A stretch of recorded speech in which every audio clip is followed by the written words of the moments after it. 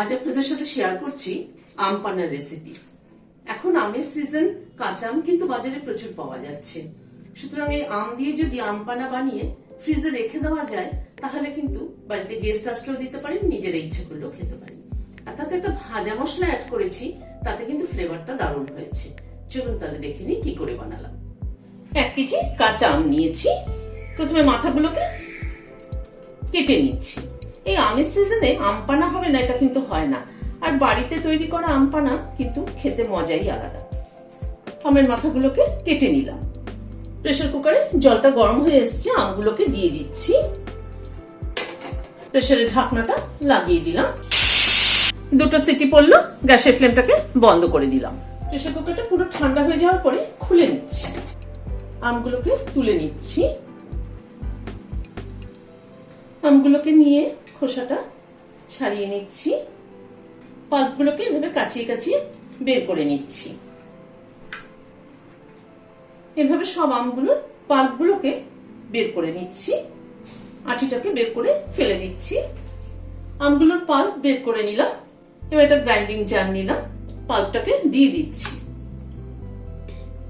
কয়েকটা ফ্রেশ পুদিনা পাতা দিলাম। পুদিনার ফ্লেভারটা কিন্তু আম পানায় দারুণ লাগে। আমের পাল্পটাকে ছেঁকে নিচ্ছি। ছাঁকনির মধ্যে ঢেলে দিলাম। ছেঁকে নিলাম আমের পাল্পটাকে। একটা ভাজা মশলা তৈরি করে নেওয়ার জন্য তাওয়াটা বসিয়েছি। তাওয়াটা একটু গরম করে নিলাম। প্রথমে মৌরি দিলাম। মৌরি এখানে 1 চামচের একটু বেশি আছে, মানে 1.5 চামচ মতো মৌরি আছে। 1 চামচ জিরে দিলাম। মৌরির ভাগটা একটু বেশি হলে ফ্লেভারটা ভালো হয়। 2টো শুকনো লঙ্কা দিয়ে দিলাম। 8-10টার মতো গোলমরিচ দিলাম। খুব সামান্য একটুখানি মেথি দিলাম, এই 1/4 চামচ মতো, জাস্ট ফ্লেভারের জন্য। সবকিছুকে একটুখানি ড্রাই রোস্ট করে নিচ্ছি। ড্রাই রোস্টটা না খুব ঠিকঠাক মতো হতে হবে, তাহলেই কিন্তু মশলার ফ্লেভারটা বজায় থাকবে। তাওয়াটাকে গরম করে নিয়ে গ্যাসের ফ্লেমটাকে কম করে ধীরে ধীরে মশলাটাকে ড্রাই রোস্ট করে নিচ্ছি। মিনিট 2 সময় ধরে মশলাটাকে ভেজে নিলাম। গ্যাসের ফ্লেমটাকে বন্ধ করে দিচ্ছি। মশলাটাকে একটা প্লেটে তুলে নিচ্ছি। একটু ঠান্ডা হলে এটাকে গুঁড়ো করে নিচ্ছি। মশলাটা ঠান্ডা হওয়ার পরে গ্রাইন্ডিং জারের মধ্যে দিয়ে দিচ্ছি। মশলাটা গুঁড়ো করে নিলাম। কড়াইতে মেজারিং কাপের 1 কাপ চিনি দিলাম। আমের পাল্পটাও দিয়ে দিচ্ছি। আমের পাল্পটাকে একটু জাল দিয়ে নিচ্ছি চিনির সাথে।